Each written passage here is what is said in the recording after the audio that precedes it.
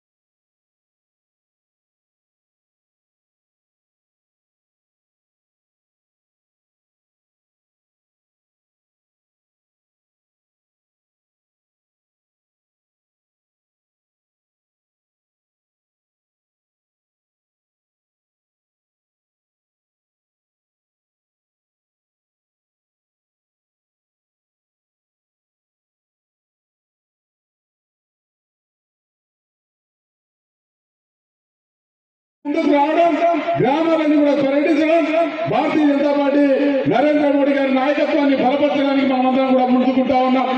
ఈ రోజు మనం అసెంబ్లీని దత్తరిస్తాను. మన ప్రాంత డెవలప్మెంట్ కోసం, మన ప్రాంతానికి రావాల్సిన నిధుల కోసం ముఖ్యమంత్రి ఎవరున్నా, స్పీకర్ ఎవరున్నా తప్పకుండా మనకు అక్కడ అసెంబ్లీలో మాట్లాడి నిధులు తీసుకుంటే బాధ్యత నేను తీసుకుంటాను. ఇప్పుడున్నటువంటి శాసనసభ్యుడు కానీ గత శాసనసభ్యుడు కానీ ఏనాడు కూడా అసెంబ్లీలో మన పక్షాన పోరాటం చేయలేదు. ఏదైనా ఈ రోజు పోరాటం జరగాలంటే భారతీయ జనతా పార్టీ బోధనలో అవసరం.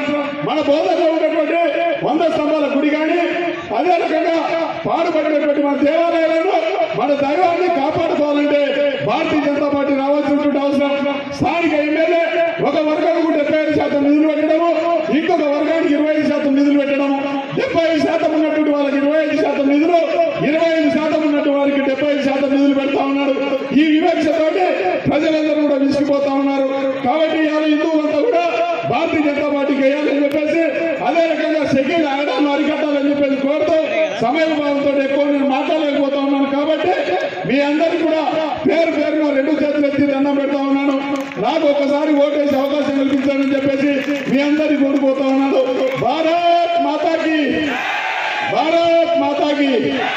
అశేష జనవానికి నిజామాబాద్ జిల్లా భారతీయ జనతా పార్టీ తరఫున స్వాగతం, సుస్వాగతం. ముఖ్యంగా ఎలక్షన్ లో భాగంగా నిజామాబాద్ రావడం జరిగింది. ముఖ్యంగా బోధన్ నియోజకవర్గం నుంచి వడ్డీ మోహన్ రెడ్డి మనం నిలబడి భారతీయ జనతా పార్టీ అభ్యర్థిగా ఉన్నారు కాబట్టి వారికి మద్దతుగా వారిని గెలిపించవలసిందిగా కోరడానికి ఈరోజు జాతీయ అధ్యక్షులు రావడం జరిగింది. ముఖ్యంగా మీకు ఒకటి గుర్తుపెట్టుకోండి, భారతీయ జనతా పార్టీ అంటే ఎప్పుడు కూడా మాట ఇచ్చి నిలబెట్టుకునే పార్టీ భారతీయ జనతా పార్టీ. ముఖ్యంగా ఒక మైనారిటీ నాయకుడిని రాష్ట్రపతి చేసిన ఘనత భారతీయ జనతా పార్టీ అని చెప్పి ఈ సందర్భంగా నేను తెలియజేస్తున్నాను. అబ్దుల్ కలాం గారిని రాష్ట్రపతి చేయడం జరిగింది. అదేవిధంగా ఆదివాసీ మహిళను కూడా ఈ రోజు రాష్ట్రపతిగా చేయడం జరిగింది. అదేవిధంగా తెలంగాణలో కూడా ఒక బీసీని ముఖ్యమంత్రి చేస్తా అని చెప్పి మనకు భారతీయ జనతా పార్టీ చెప్పడం చాలా గొప్ప విషయంగా భావిస్తున్నాను. కాబట్టి భారతీయ జనతా పార్టీ అధికారంలో రాగానే బీసీ ముఖ్యమంత్రి చేస్తుంది. కాబట్టి ఎప్పుడైనా కానీ భారతీయ జనతా పార్టీ ఒకవేళ మాట ఇస్తే ఆ మాటకు కట్టుబడిందే పార్టీ ఏదంటే భారతీయ జనతా పార్టీ. కాబట్టి మిగతా విషయాలన్నీ కూడా ఇక్కడ సంబంధించిన షుగర్ ఫ్యాక్టరీ విషయం కానీ మిగతా విషయాలన్నా కానీ గౌరవనీయులు పెద్దలు మన జేపీ నడ్డా గారు మనకు విన్నవిస్తారు. కాబట్టి వారి సంభాషణ మీరందరూ కూడా వినవలసిందిగా కోరుకుంటూ భారత్ మాతాకి, భారత్ మాతాకి, భారత్ माता की जय तेलंगाना, जय तेलंगाना, जय जय तेलंगाना। आज के इस विशाल जनसभा में मेरे साथ यहां पर उपस्थित हमारे बहुत ही लोकप्रिय और बहुत ही संवेदनशील हमारे प्रत्याशी श्री वी मोहन रेड्डी जी, हमारे जिला के अध्यक्ष श्री लक्ष्मी नरसैया जी और हमारे डिस्ट्रिक्ट के इंचार्ज ए श्रीनिवास जी, आज मुझे बोधान के इस विधानसभा में आने का सौभाग्य मिला है। और सबसे पहले तो मैं यहाँ जब आया हूँ तो चक्रेश्वर शिव मंदिर को नमन करके अपनी बात को प्रारंभ करता हूँ। मित्रों, अभी जब मैंने मोहन रेड्डी जी का नाम लिया तो आपने जिस जोश के साथ ताली बजाई उससे मैं समझ गया कि आपने मोहन रेड्डी को विधानसभा में भेजने का तय कर लिया है, ये बात निश्चित है। पर मित्रों, थोड़ा गहराई से विधानसभा के चुनाव को समझना होगा। और जब मैं गहराई से बोलता हूं तो यह चुनाव जो 30 तारीख को आप करने वाले हैं, इसमें 3 पार्टियां हैं, 3 पार्टियां। एक है बीआरएस, एक है कांग्रेस और हमारी पार्टी भारतीय जनता पार्टी। पहले तो समझ लो कि जहां बीआरएस है वहां भ्रष्टाचार है, जहां बीआरएस है वहां अनाचार है, जहां बीआरएस है वहां अत्याचार है, ब्रदर रिकॉर्डिंग हो तो जहां बीआरएस है वहां घोटाला है, जहां बीआरएस है वहां घपलेबाजी है। इसीलिए बीआरएस का पूरा नाम है भ्रष्टाचारी राक्षसुला समिति। अब जहां कांग्रेस है वहां करप्शन है, जहां कांग्रेस है वहां कमीशन है, जहां कांग्रेस है वहां क्रिमिनलाइजेशन है, जहां कांग्रेस है वहां जेब भरो पॉकेट भरो इंतजाम है। ये दोनों ही पार्टियां एक सिक्के के 2 पहलू हैं। They are the 2 sides of the same coin. आप बताओ, कांग्रेस ने सबमरीन पनडुब्बी का घोटाला किया था कि नहीं किया था? किया था कि नहीं किया था? आप बताओ, कांग्रेस ने हेलीकॉप्टर का घोटाला किया था कि नहीं किया था? बताओ भैया, इधर से हेलीकॉप्टर का घोटाला किया था कि नहीं किया था? आप बताओ, कांग्रेस ने ये हमारे कोयला का घोटाला किया था कि नहीं किया था? आप बताओ, कांग्रेस ने राइस पैडी का घोटाला किया था कि नहीं किया था? तो मतलब ये हुआ कि आसमान का घोटाला, समुद्र का घोटाला, पाताल का घोटाला और धरती का घोटाला, कोई घोटाला नहीं है जिसको कांग्रेस ने नहीं किया। कोई घोटाला ऐसा नहीं जिसको नहीं किया हो कांग्रेस ने। अब बीआरएस की बात करें तो आपके ध्यान में है ना कि बीआरएस ने ये कालेश्वरम का प्रोजेक्ट, इसके लिए एटीएम है कि नहीं है? एटीएम है कि नहीं है? 38,000 करोड़ रुपए का प्रोजेक्ट आज 1,20,000 करोड़ का बना दिया। और बोलो, ये कालेश्वरम प्रोजेक्ट का ब्रिज धस गया कि नहीं धस गया? नीचे आ गया कि नहीं आ गया? आपने 30 तारीख को अब बीआरएस को और चंद्रशेखर राव को नीचे कर देना, इसका आपको इंतजाम कर लेना। आप बताओ, ये धरनी पोर्टल, ये जमीन हरनी पोर्टल है कि नहीं है? गरीब आदमी का जमीन का हड़पने का काम है कि नहीं है? भ्रष्टाचार हो रहा है कि नहीं हो रहा है?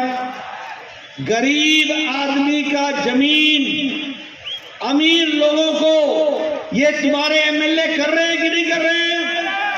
तुम्हारे यहां का भी एमएलए कर रहा है कि नहीं कर रहा है? ये धरनी पोर्टल भ्रष्टाचार का अड्डा बना है कि नहीं बना है?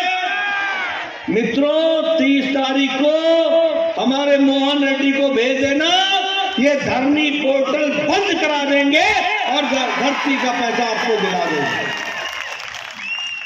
आप बताओ, ये मियापुर का लैंड स्कैम हुआ था कि नहीं हुआ था? हुआ था कि नहीं हुआ था? सरकार की जमीन हड़पने का काम केसीआर की सरकार ने किया कि नहीं किया? आप बताओ, हैदराबाद का आउटर रिंग रोड में 1000 करोड़ रुपए का घोटाला हुआ कि नहीं हुआ? हुआ कि नहीं हुआ? ये दलित बंधु में ये 30% का कमीशन एमएलए लिया कि नहीं लिया? केशव चंद्रशेखर राव ने बताया कि नहीं बताया?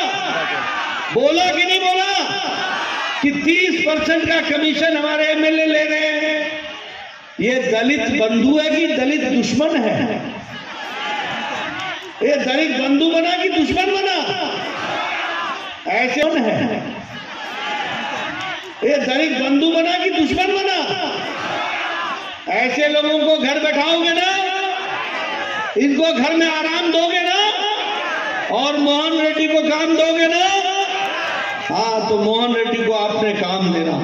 उसी तरीके से आप बताओ कि ये जो हमारे फार्मर्स हैं, ये फार्मर्स की जमीन को, इसको क्रॉप का डिस्ट्रॉय हुआ, उसका इंसेंटिव फार्मर को नहीं मिला ना? नहीं मिला ना?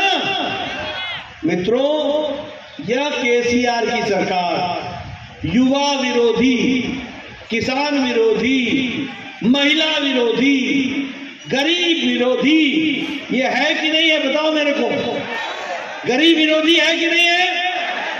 अब आप बताओ मेरे को कि ये जो कांग्रेस है, इसने भी घोटाला किया है कि नहीं किया है?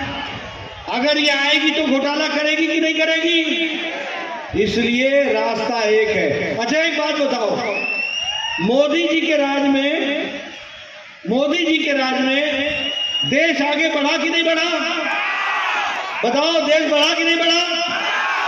5वें नंबर की अर्थव्यवस्था बन गया कि नहीं बन गया? ब्रिटेन को पछाड़ के आगे बढ़ गए कि नहीं बढ़ गए? अब आपने मोहन रेड्डी को जिताना और अगले साल मोदी जी को फिर से प्रधानमंत्री बनाना। 2 साल के अंदर भारत 3रे नंबर की अर्थव्यवस्था बन जाएगा। इसको आपने ध्यान रखना।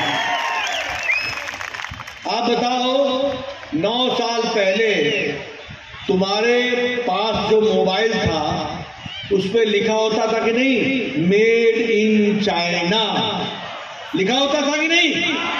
9 साल पहले। अब तुम्हारे मोबाइल जो तुम्हारे पास है, जरा खोल के देख लेना, उस पर लिखा है मेड इन इंडिया, और आगे चल के लिखा होगा मेड इन भारत।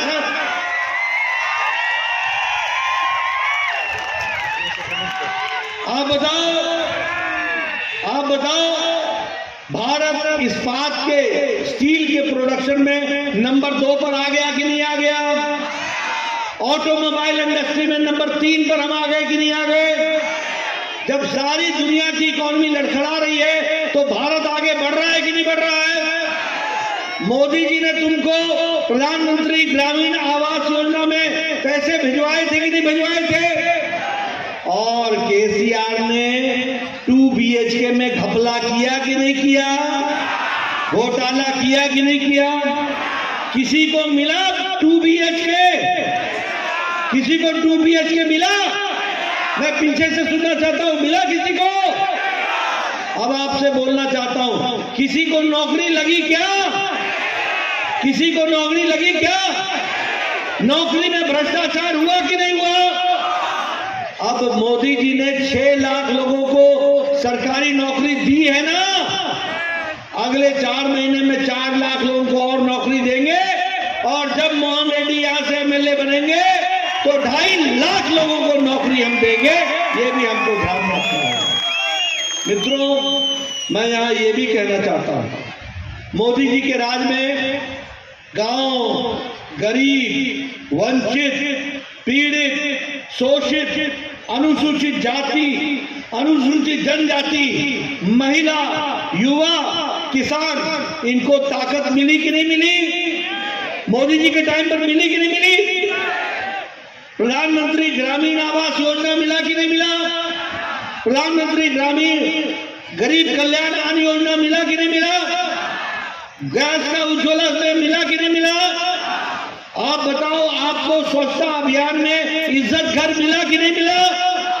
आपको सौभाग्य योजना में बिजली मिली कि नहीं मिली? मित्रों, जहां जहां मोदी जी हैं वहां वहां विकास हो रहा है। बोलो, आंध्र प्रदेश, तेलंगाना में वंदे भारत ट्रेन चल रही है कि नहीं चल रही है? बताओ, आगे विकास हो रहा है कि नहीं हो रहा है? नेशनल हाईवे बन रहा है कि नहीं बन रहा है? एक्सप्रेस हाईवे बन रहा है कि नहीं बन रहा है? एयरपोर्ट बन रहा है कि नहीं बन रहा है? नए नए रेलवे स्टेशन बन रहे हैं कि नहीं बन रहे हैं? इसलिए मित्रों, कांग्रेस पार्टी भ्रष्टाचारी, हमारी BRS भ्रष्टाचारी, और भारतीय जनता पार्टी लोगों की हितकारी पार्टी है, हित के बारे में चिंता करने वाली पार्टी। और इसीलिए मैं आपसे निवेदन करने आया हूं कि आप भारतीय जनता पार्टी को, आप बताओ, ये रामागुंडम का फर्टिलाइजर फैक्ट्री चला कि नहीं चला? मोदी जी ने चला दिया कि नहीं चला दिया? हल्दी बोर्ड बना दिया कि नहीं बना दिया? अब आपने मोहन रेड्डी को भेजना, ये निजाम वाला भी,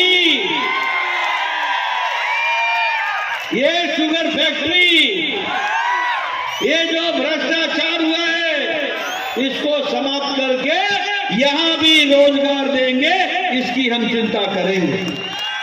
मित्रों, मैं यहां आपसे ये कहना चाहता हूं कि आप बताइए, यहां एम्स बना कि नहीं बना? बीबी नगर में, बीबी नगर में एम्स बन रहा है कि नहीं बन रहा है? विकास हो रहा है कि नहीं हो रहा है? हैदराबाद का मेट्रो रेलवे बन रहा है कि नहीं बन रहा है? सिकंदराबाद से विशाखापट्टनम वंदे भारत ट्रेन चल रही है कि नहीं चल रही है? सिकंदराबाद से तिरुपति ट्रेन चल रही है कि नहीं चल रही है? हैदराबाद से बेंगलुरु ट्रेन चल रही है कि नहीं चल रही है?